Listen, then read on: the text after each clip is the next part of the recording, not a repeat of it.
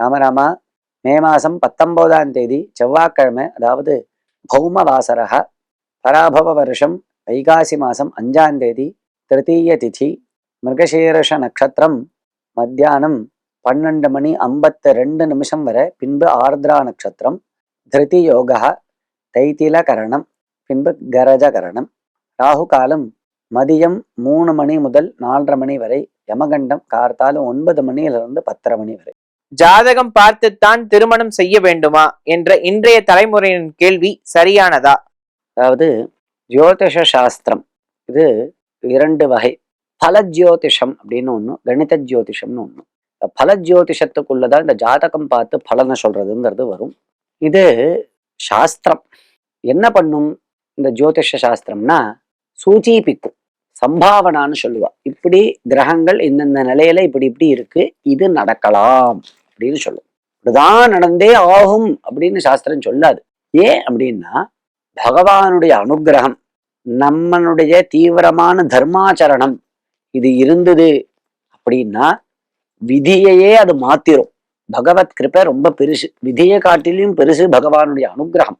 நாம் தார்மிகனாக இருந்து பகவத் பக்தி பண்ணி சாதுக்களை சம்ரக்ஷணம் பண்ணிட்டு அவளை சேவிச்சுட்டு இருந்தோம் அப்படின்னா அது எப்பேற்பட்ட கிரகதோஷத்தையும் அது போக்கிடும். அப்படிங்கிறதுனால ஜோதிஷ சாஸ்திர நிபுணர்கள்லாம் இப்படி இருக்கு, இப்படி இப்படி இருக்கு, இப்படி நடக்கலாம்னு தான் அவளால சொல்ல முடியும்.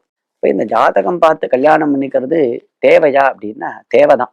அவசியம் ஜாதகம் பார்த்து பொருத்தமாக ஜாதகம் அமைஞ்சு அதை பண்ணிக்கிறது ரொம்ப தேவை. அதே சமயத்துல முன்காலங்கள்லாம் சின்ன வயசுலயே கல்யாணம் பண்ணுவா. இப்ப ஜாதகம் அப்பயும் பாப்பா, இருந்தாலும் அவ ஆத்துல வீட்டுல நிறைய தர்மங்கள் நடந்துட்டே இருக்கும். எப்ப பார்த்தாலும் யாராவது ஒருத்தர் வந்து சாப்பிட்டுட்டே இருப்பா. ஏதோ திரும்பி பார்த்தா வாரத்துல ஒரு 10 நாள் 10 பேர் வந்து சாப்பிடுவா. இப்படி ரொம்ப பெரியவர்களுடைய நடமாட்டங்கள் அதிகமாகவே இருக்கும். அப்ப அவர்கள் ஆசீர்வாதம் பண்ணிட்டே இருப்பா. இப்ப பார்த்தாலும் இப்ப அவர்களுடைய ஆசீர்வாதத்தையே நம்பி ஜாதகங்கள்லாம் பெருசா பார்க்காம கல்யாணங்கள்லாம் சின்ன வயசுலயே பண்ணிட்டே இருப்பா. நிறைய பண்ணுவா. நம்ம அப்பா அம்மா இன்னும் நம்ம பாட்டி தாத்தாலாம் பார்த்தா அவளுக்குலாம் ஜாதகம் பார்த்தாலான்னு கேட்டா தெரியவே தெரியாது. ஆனா இன்றைய காலகட்டத்துல எப்படி இருக்கும்? நம்ம பாத்துக்கு யாராவது வந்து சாப்பிட்றாளா? இல்ல சாப்பிட்ட எப்பயோ ஒரு தடவை வந்து சாப்பிட்டாலும் டைனிங் டேபிள்ல எல்லாரும் உட்காந்து கெட் டுகெதர் பண்ணிட்டு கிளம்பிடுறான்.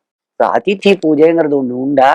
இலை போட்டு அவளுக்கு பூஜை பண்ணி சாப்பாடை போட்டு இலையை எடுத்து எச்சல் இட்டு சாணியம் இதெல்லாம் உண்டா? எங்கேயாவது நடக்கிறதா? இந்த மாதிரி இந்த தர்மங்கள்லாம் குறைஞ்சுட்டே வருது. அப்படிங்கிறதுனால ஜாதகம் பார்க்கணும். ஆனா ரொம்ப ஜாதகம் எடுத்துட்டு சுத்தமும் கூடாது. ஓரளவுக்கு ஒரு பொருத்தமா இருக்கு, பெரியவா வந்து ஆசீர்வாதம் பண்றா, நடந்துரும், பண்ணிடும், சரியா இருக்கும்னு சொல்றான்னா அது அப்படியே பிடிச்சிருந்து மேல போயிடணுமே தவிர ரொம்ப நான் 100% பியூரா இருந்தாதான் பண்ணுவேன் அப்படின்னு ஆரம்பிச்சா அதை தேடிண்டே இருக்க வேண்டிதான்.